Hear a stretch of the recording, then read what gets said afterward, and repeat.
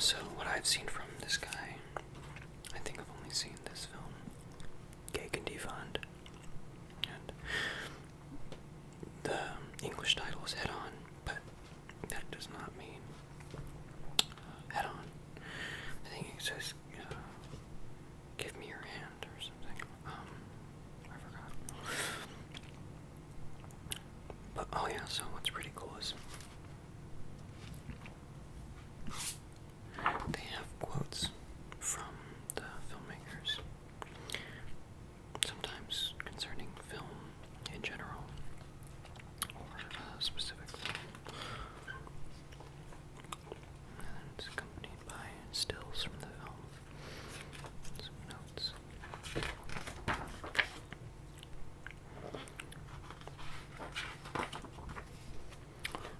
Pedro Almodovar.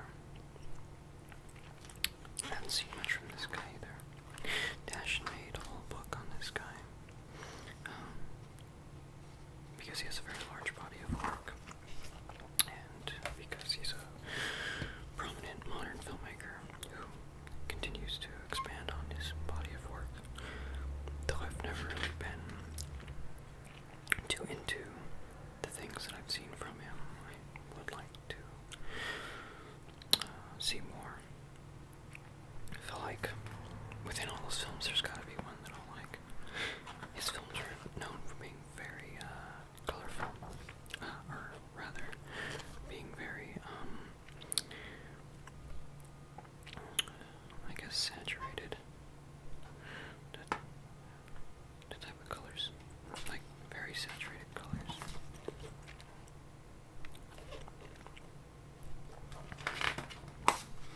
I've seen one film from him called The Skin I Live In, but I don't think it was made when this book was published.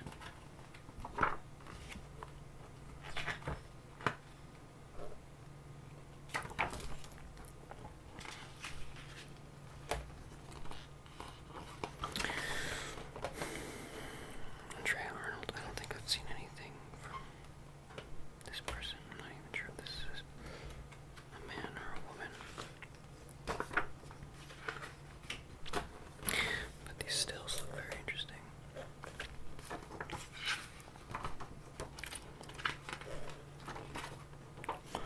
Darren Aronofsky. Some of you may know him. He's a pretty fair amount of recognition for Requiem for a Dream, and more recently, Black Swan, and The Wrestler.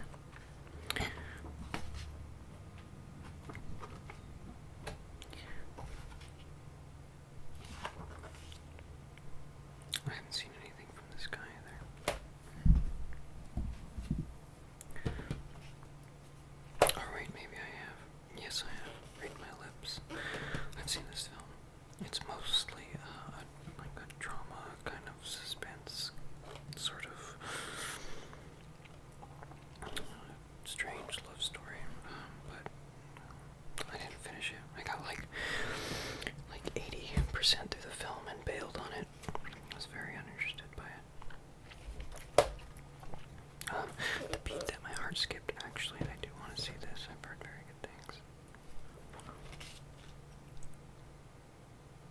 I don't think I've seen anything by this guy either.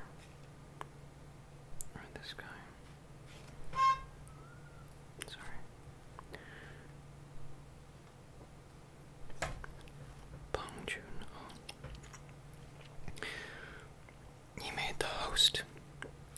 The Koreans, South Korea has made some pretty intense thrillers and suspense films.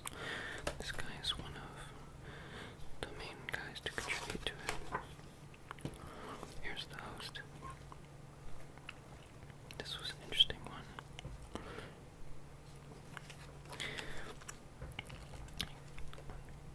I don't think I've seen anything from her either. Oh wait, no, I have. She made yeah, Fat Girl. This really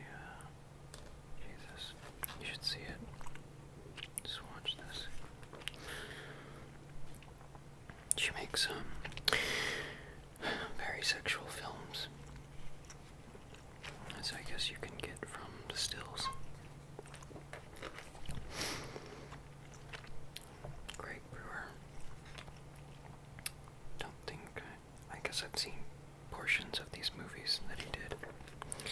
Hustle and Flow, Black Snake Moan, and something else. I've never seen all of his films. Not interested in him either.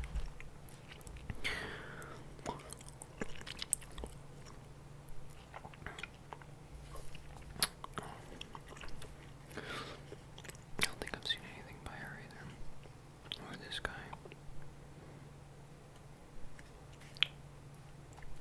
I think I've attempted one of his films. Yeah, Distant. Actually, I got through it. I remember being really tired, trying to get through it. It's a pretty depressing film.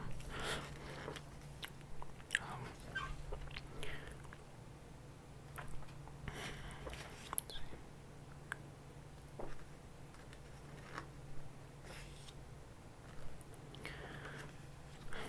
Stephen Chow. I used to be really into him when I was in high school.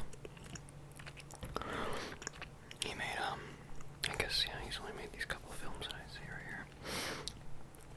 Shaolin Soccer and Kung Fu Hustle. They're very visual effects heavy Kung Fu films, very stylized.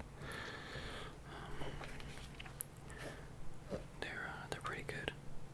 To be honest, I favor them as far as Kung Fu film goes over most other Kung Fu films.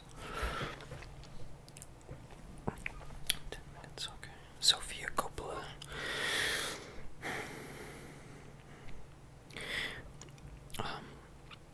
Do a Google search of Vincent Gallo. Vincent Gallo. And Sofia Coppola to hear what he has to say about her. To hear what that guy has to say about anybody is always very entertaining. And to hear what he has to say about art and stuff, or I guess mostly art, is also very interesting. And I agree with a lot of things he has to say about art. So you've probably seen this. Lost in Translation. Maybe Marie Antoinette. Here's Alfonso Cuarón. Thought this was a strange. Just to speak about design for a moment. Color choice of his text is like a really dark blue. You can't really see it in the video, and you can't see it with the naked eye very well either. I really love Children of Men.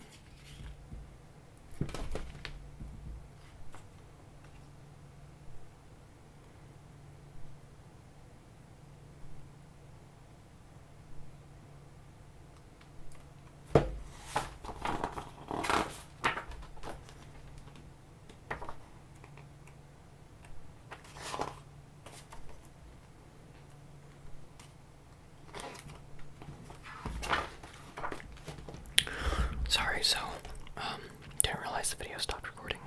I always record, I didn't realize the video stopped recording, so I'm just gonna continue from the next filmmaker I actually have anything to say about. Michael Haneke. This guy is also the bee's knees. Geez, I really don't know actually what to say about him. I mean, his films are very dark, in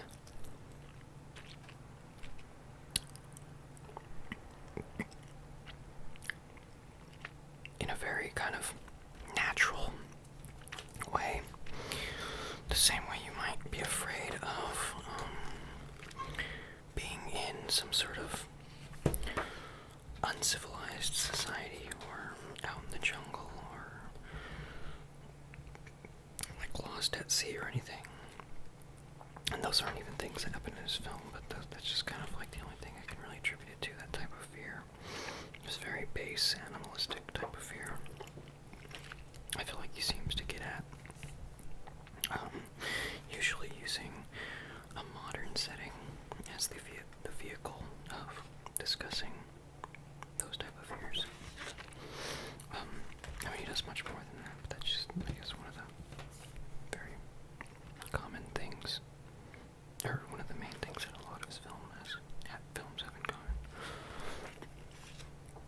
Don't know anything about this person. Or, yeah, she's American Psycho.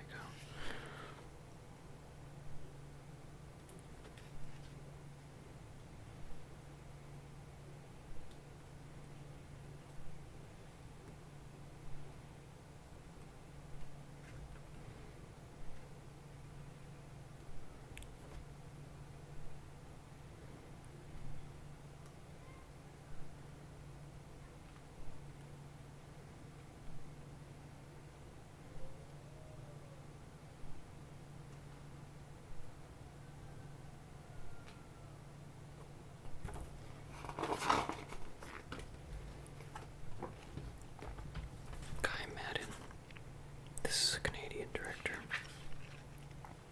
who makes films in the style of films that were made towards the beginning of the 20th century. A lot of vignetting and soft focus, and they're usually silent films set to music, with any dialogue delivered through text. Usually very surreal and very melodramatic. They're very impressive.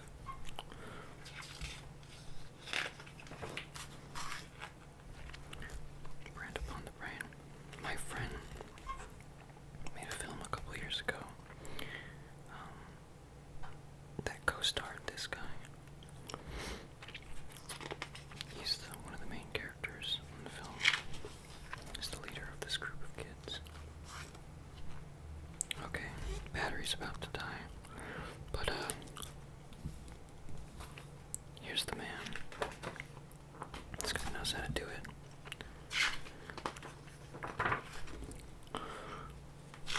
His most recent film isn't in here. The Tree of Life. Or, his most recent film, To the Wonder is.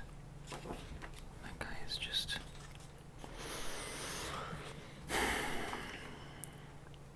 he's that next level shit.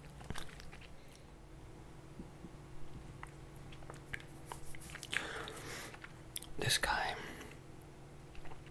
did a couple films that I'm familiar with. One of which I haven't seen actually, but this is the one I have seen. It's called City of God. I'm pretty sure that's the film that kind of made him, so to speak. That would give him the backing to do his other film that I really want to see, The Constant Gardener. I've heard a lot of really good things about it. I've never seen it. City of God is kind of like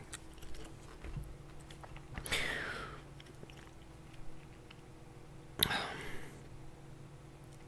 don't know, the street life in let's see.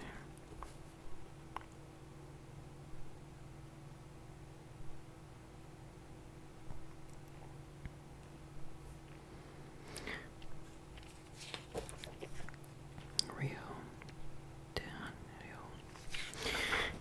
It's in a slum. It's about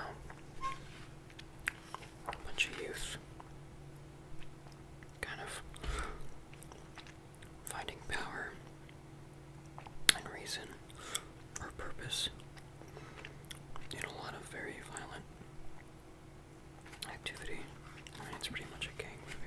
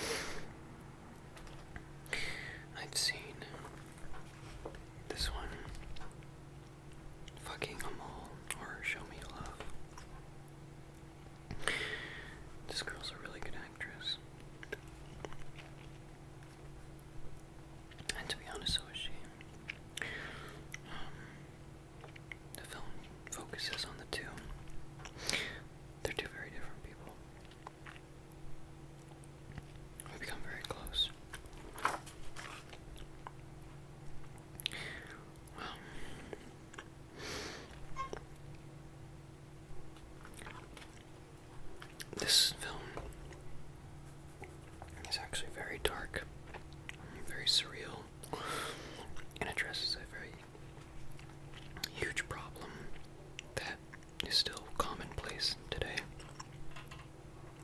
I don't really want to get too into that, but you should check it out. It's a good one. She reminds me of, what's her name? Carey Mulligan.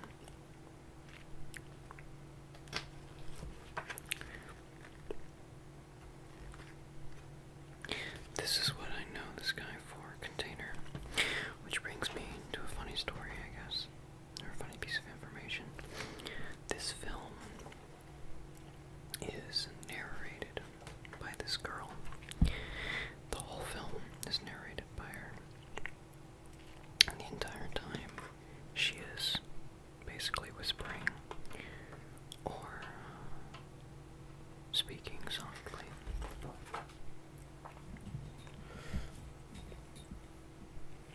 And I used to have it in a whisper playlist, or clips of it. There are clips online still. So in the middle of my playlist, and I mean, you know, in the middle of hearing people whispering, I'd always come to her, these clips of the film.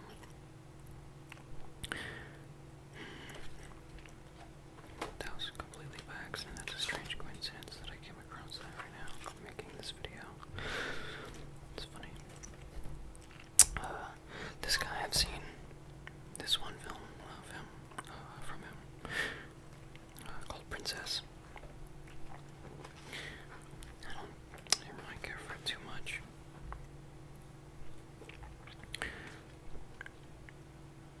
This guy, like, helps this little girl get revenge for her mom or something. I forgot.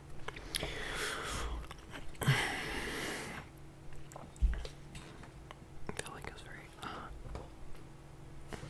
it's borderline, or it may have very well been, exploitation. Christopher Nolan. You must know him. I assume his name is as household as Hitchcock or Spielberg these days.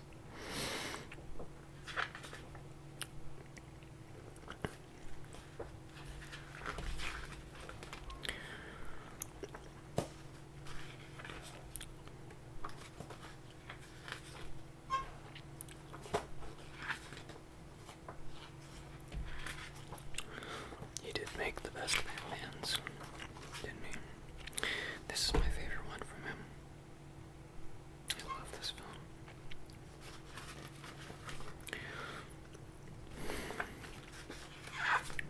Don't know if I can watch it again, but I used to really be into it.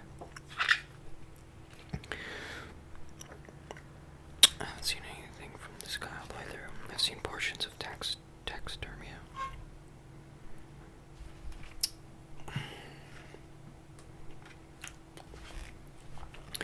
Here's one of those dudes that's getting the South Korean thriller suspense genre. He keeps that thing going. He made the Sympathy Vengeance series. This is the first film I saw from him. I think this is also his most popular film. Old Boy.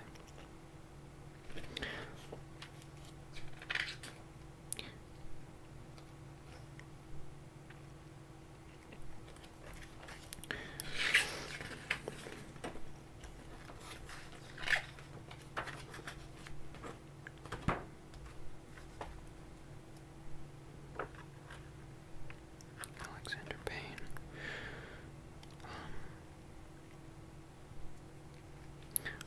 I'm not too into this guy. I've seen Sideways. I don't remember much of it. I don't remember much about Schmidt either. Actually, you know what? To be honest, this was one of my favorite segments from this film. Paris Je t'aime.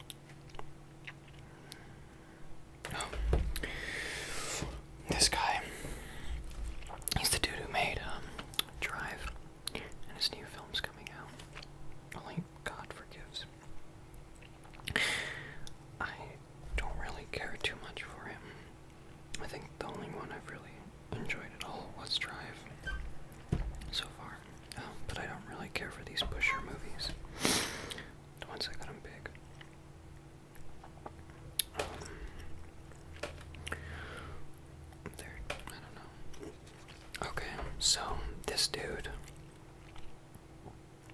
is also some next level shit. Because he's just, I don't know, he's a trip. I've actually only seen 2 of his films all the way through. And the other films I've bailed on, but I do want to return to. But the first film I saw from him was, it's actually not going to be in here, it was his most recent film called Post Tenebras Lux. I think that's how you say it. And they are just very visceral and stimulating. If you have patience for the pace that he works with, typically.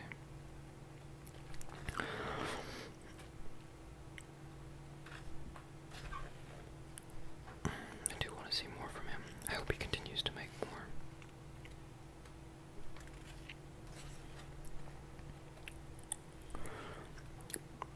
He's a very visual filmmaker. And, I mean, and audio as well. He uses the medium to its fullest. That's usually what I mean if I say next level shit. It's when the filmmaker really utilizes the medium in ways that make each film kind of seem like they have their, or that actually gives each film like a separate aesthetic. Because the aesthetics there more too is more. The aesthetic is a result of using the medium in specific ways to portray whatever things he needs to portray in the film, and not necessarily to stylize the film or give it flavor. The flavor is a result of the way he uses it, and not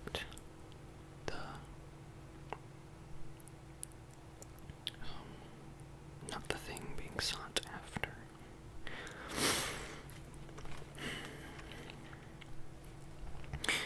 David O. Russell. I really liked I Heart Huckabees. I used to really like Three Kings.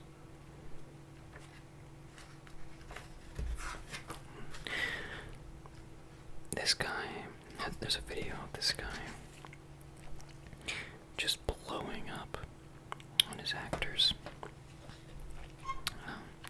Go to YouTube and search David O. Russell mad or screaming or something. You'll get a video of him just kind of yelling at the top of his lungs, walking in and out of this set. And it's funny because it's from the position of the camera. It looks like you're in an actual room, but he's kind of like walking in and out of these doors, kind of defying logic of where he would end up if he walked in any of these doors. And it's just weird and funny and kind of crazy.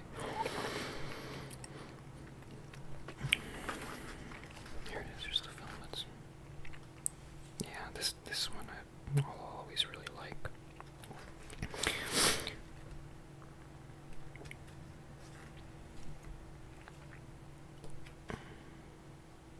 Johnny Tone. Don't really care for this guy much anymore.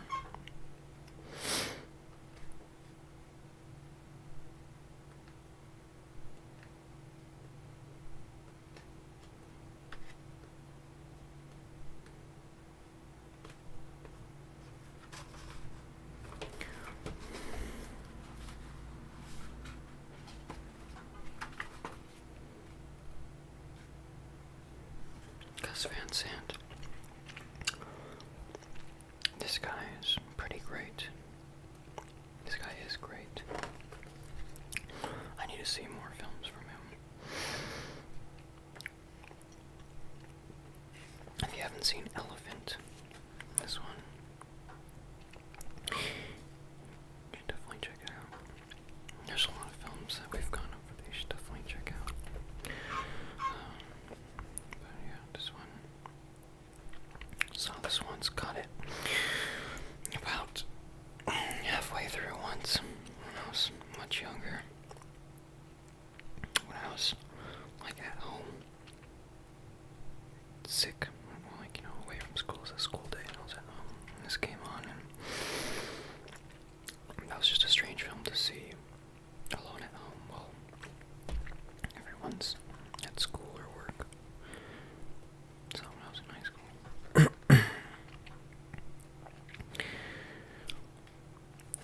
this guy is also some next level shit. Like, real next level shit. Because he's like,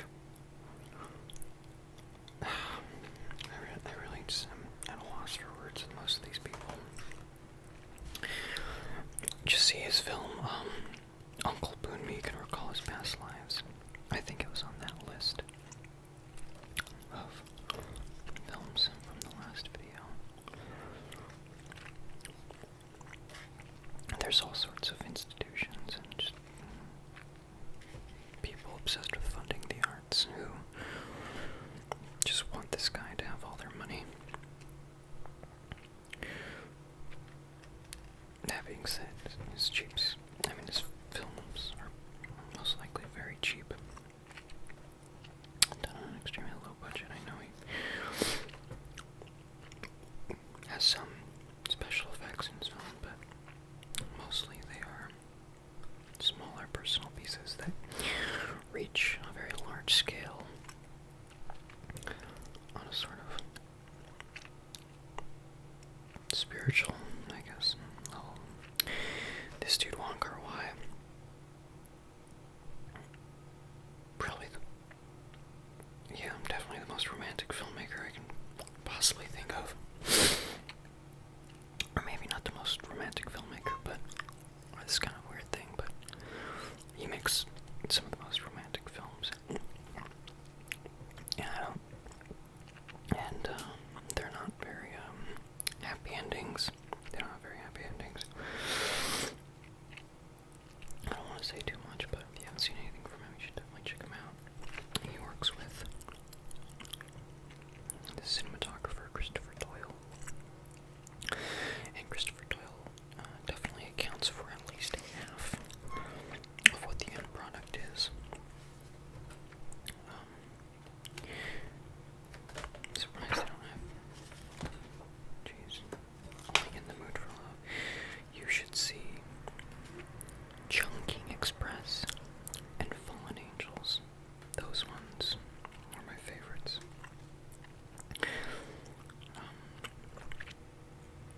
They're just they'll break your heart in the best way.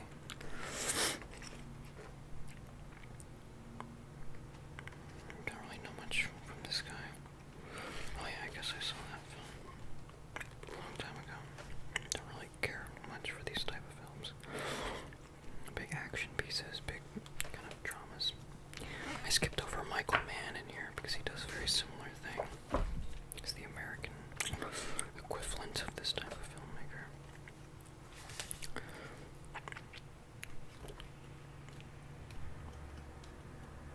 So, that's it. I skipped over a great deal of stuff in here.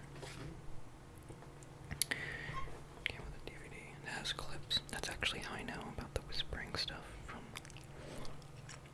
Lucas Moodysson. There's a clip of it on here.